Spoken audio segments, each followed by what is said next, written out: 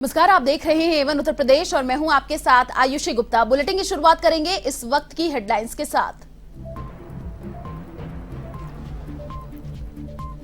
गोरखपुर दौरे पर सीएम योगी आदित्यनाथ, जनता दरबार में सुनी सीएम ने फरियाद। 144 करोड़ की 61 परियोजनाओं की दी सौगात। विकास योजनाओं को जल्द से जल्द पूरा करने के निर्देश।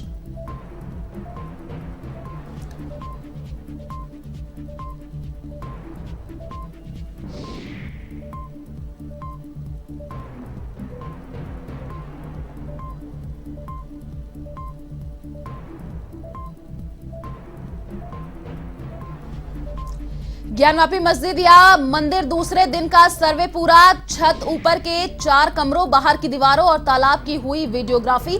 पश्चिमी दीवार से जुड़ा ताला भी खुला। इलाके में सुरक्षा के कड़े इंतजाम।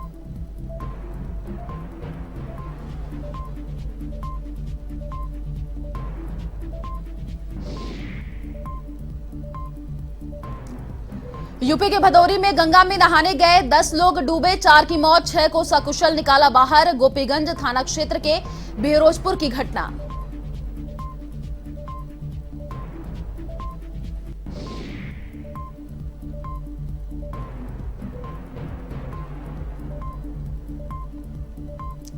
यूपी के रामपुर में पुलिस और गौ तस्करों के बीच मुठभेड़। जवाबी फायरिंग में 2 गौ तस्करों के पैर में लगी गोली। मौके से तमंचे और कारतूस भी किए बरामद।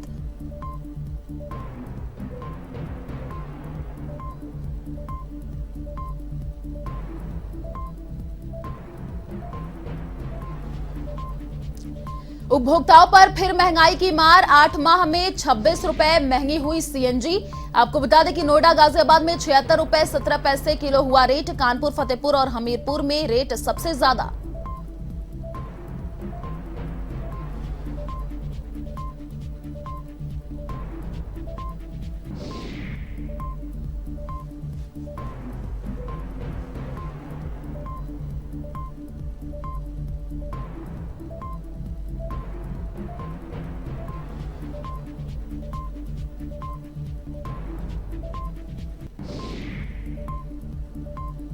और अब खबरें विस्तार से।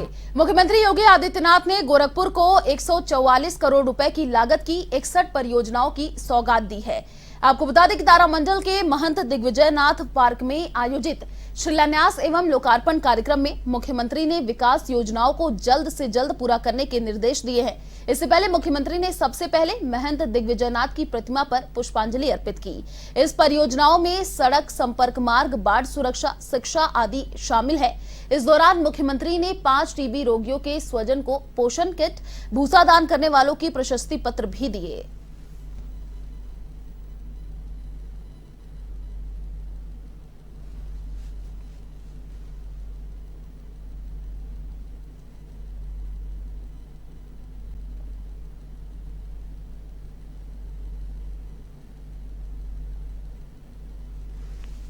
सरकार का गठन हुआ है। आपने गोरखपुर में सभी 9 सीटों पर भारतीय जनता पार्टी के प्रत्याशियों को विजयश्री दिलाई है। मैं इसके लिए पूरे गोरखपुर जनपद के वासियों को, गोरखपुर के प्रत्येक नागरिक का हृदय से आभार व्यक्त करते हुए उन्हें हृदय से धन्यवाद भी देता हूं।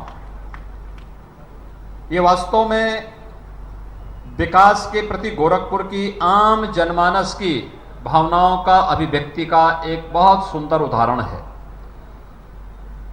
कि लोगों ने उन तमाम प्रकार की नकारात्मकताओं को नकारा है जो लोग जाति के नाम पर, क्षेत्र के नाम पर, भाषा के नाम पर, तमाम अन्य संकीर्णताओं के आधार पर समाज को विभाजित करना चाहते थे, उनको दरकिनार करते हुए राष्ट्रवाद और विकास के नाम पर भारतीय जनता पार्टी को प्रचंड बहुमत के साथ सरकार बनाने के लिए अपना समर्थन किया। और भारतीय जनता पार्टी पहली बार, दूसरी बार जो है, लगातार दूसरी बार प्रदेश के अंदर अपनी सरकार बनाने में सफल हुई है।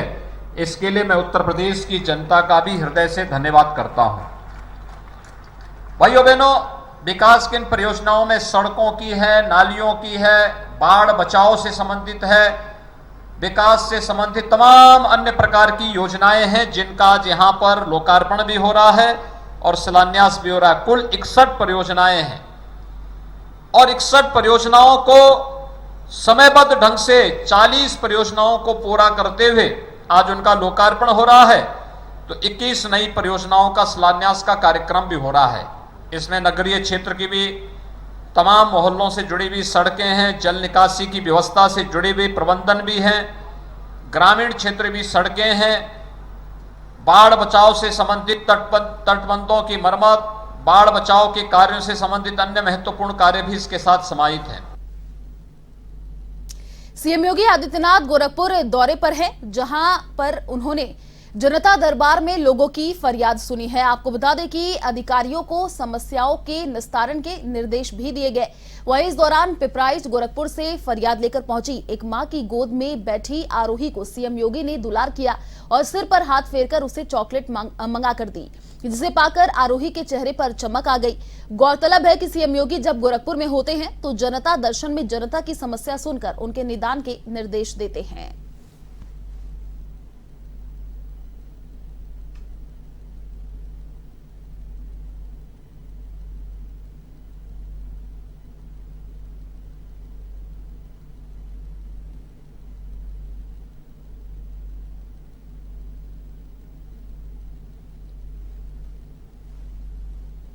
यूपी विधानसभा चुनाव में शानदार जीत के बाद अब भारतीय जनता पार्टी, आपको बता दें कि अब भारतीय जनता पार्टी यूपी चुनाव में शानदार जीत के बाद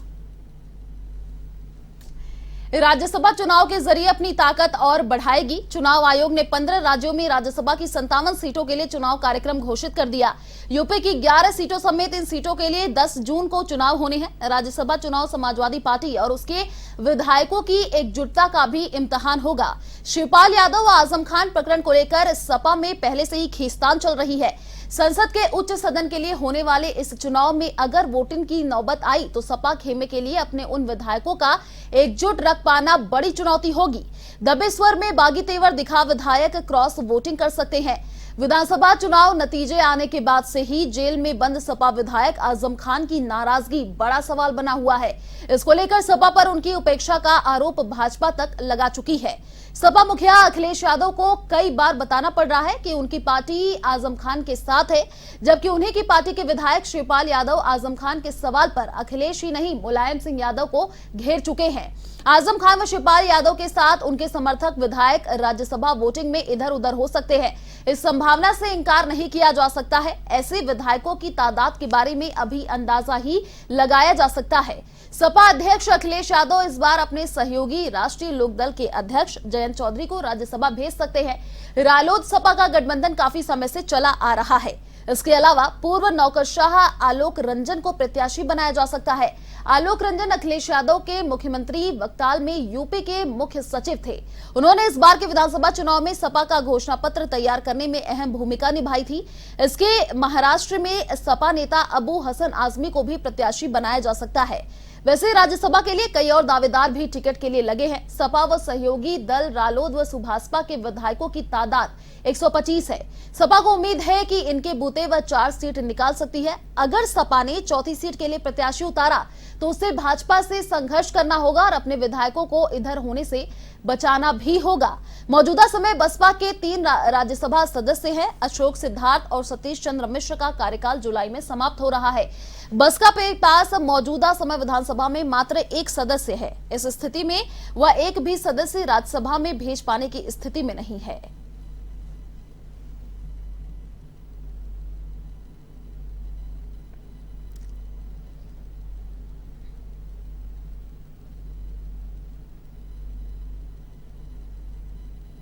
वाराणसी की ज्ञानवापी मस्जिद का दूसरे दिन का सर्वे का काम पूरा हो गया है। सूत्रों के अनुसार अंदर मलबा ज्यादा होने के कारण सर्वे 100% पूरा नहीं हो सका, इसलिए अब कल भी वीडियोग्राफी कराई जाएगी। 52 लोगों की टीम ने सुबह 8 बजे से 12 बजे तक सर्वे किया। आज का सर्वे पूरा होने के बाद वीडियोग्राफी की चिपकोट कमिश्नर को सौंप दी गई है। आज ज्ञानवापी के नक्काशीदार गुपन की ड्रोन से वीडियोग्राफी हुई। हालांकि अभी इसकी पुष्टि नहीं हो सकी है। दूसरे दिन छत, 4 कमरों, बाहर की दीवारों, बरामदे, तालाब के आसपास की वीडियोग्राफी सर्वे हुआ। उधर मिश्रित आबादी वाले इलाकों में पुलिस फोर्स अलर्ट रही। गलियों में मार्च कर शांति की अपील की गई।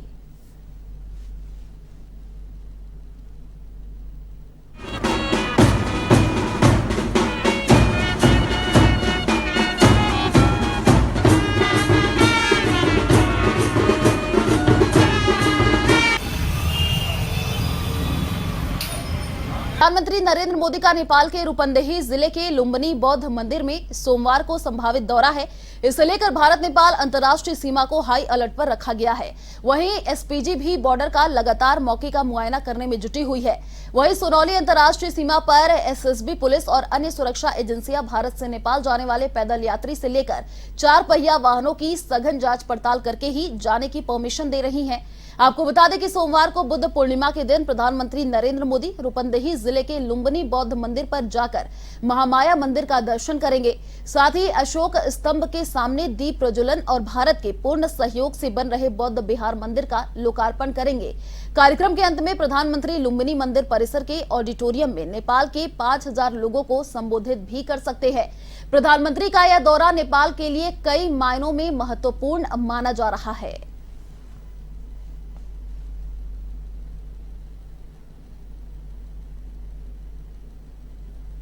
कल 16 मई को नेपाल के रूपंदेही जिले के लुम्बिनी में पीएम मोदी का एक संभावित दौरा होने वाला है। इसको लेके जो भारत नेपाल अंतर्राष्ट्रीय सीमा है उस पर पूरी तरह से जो सुरक्षा एजेंसियां हैं वो अलर्ट हो गए। आपको बता दें कल 16 मई बुद्ध पूर्णिमा के दिन नेपाल के रूपंदेही जिले के लुम्बिनी में प्रधानमंत्री नरेंद्र मोदी का एक संभावित दौरा होने वाला। उनके दौरे को लेकर जहां दोनों भारत और नेपाल दोनों देशों की सुरक्षा एजेंसी हाई अलर्ट पे हो गई, वहीं जो भारत नेपाल का अंतर्राष्ट्रीय सीमा सोनौली बॉर्डर वहां पर एसएसबी पुलिस और तमाम सुरक्षा एजेंसियां अलर्ट हो गई हैं। साथ ही साथ आज एसपीजी भारतीय एसपीजी ने बॉर्डर का आके मौका मुआयना किया। हम आपको तस्वीरों में दिखाएंगे किस तरह से यहाँ पे जो है एसएसबी और पुलिस की संयुक्त टीमें जो है लगातार जो नेपाल से भारत और भारत में से नेपाल में आ रहे हैं जा रहे हैं उनकी सघन जांच की, उनकी आइडेंटिटी चेक की जा रही है, तभी उन्हें आने जाने दिया जा रहा है। आपको बता दें जिस तरह से पीएम मोदी का कल नेपाल में एक संभावित दौरा होने वाला है,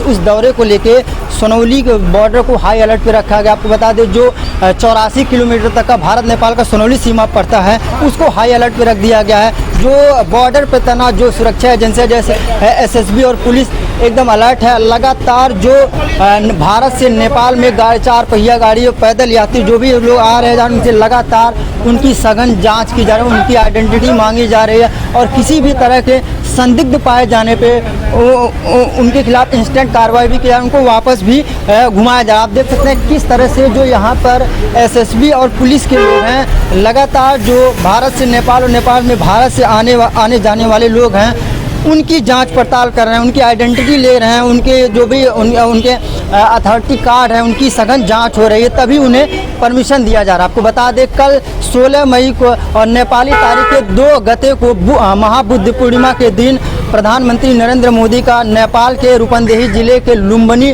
बौद्ध मंदिर पर एक संभावित दौरा होने वाला है। उस दौरे में प्रधानमंत्री लुम्बिनी के बौद्ध मंदिर परिसर में महामाया मंदिर का दर्शन करेंगे, अशोक स्तंभ पर दीप जलाएंगे और साथ ही साथ भारत नेपाल की संयुक्त मदद से बौद्ध विहार बन रहे निर्माणाधीन स्थल का भी लोकार्पण करेंगे। तो उनके आगमन को लेके सुरक्षा एजेंसियां अलर्ट हैं और लगातार जो अंतर्राष्ट्रीय सीमा है जो भारत नेपाल का सीमा है वहां पर सघन जांच की जा रही है और लोगों से पूछताछ की जाए। तो कहीं ना कहीं उनके आगमन को लेके भारत नेपाल अंतर्राष्ट्रीय बॉर्डर को हाई अलर्ट पे रखा गया है। कैमरा पर्सन के साथ मैं A1 टीवी संवाददाता सोनौली महाराजगंज।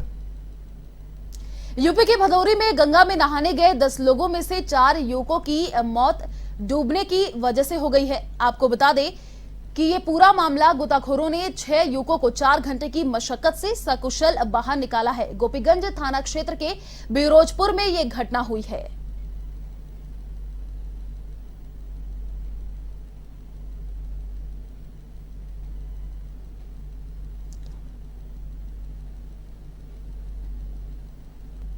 चलिए फिलहाल इस बुलेटिन में इतना ही। देश और दुनिया की तमाम बड़ी खबरों को देखने के लिए आप देखते रहिए A1 टीवी। नमस्कार।